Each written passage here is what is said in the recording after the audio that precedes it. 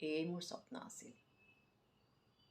এই প্ৰতিপত্তি আৰু ক্ষমতাৰে এদিন বৰুৱা বংশক দেখুৱাম, সেই বংশৰ বোৱাৰী হিচাপে তেওঁলোকে মোক যোগ্য সন্মান আৰু প্ৰাপ্যসমূহৰ পৰা বঞ্চিত কৰি আজি ইমান যি অপমান কৰিছে,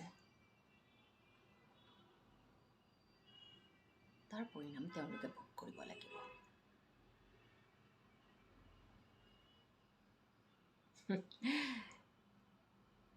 চৌধুৰী বংশৰ ছোৱালীক বোৱাৰী কৰি নিয়াই সিহঁতৰ কিমান সৌভাগ্য আছিল, সিহঁতে নুবুজিলে।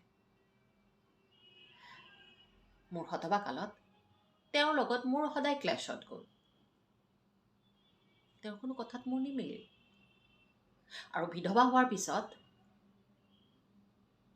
তোমাৰ লগত মোৰ বদনামৰ কথা মানুহৰ মুখত শুনিয়েই শহুৰে সকলো সম্পত্তিৰ পৰা মোক বঞ্চিত কৰিছে। ঠিক আছে,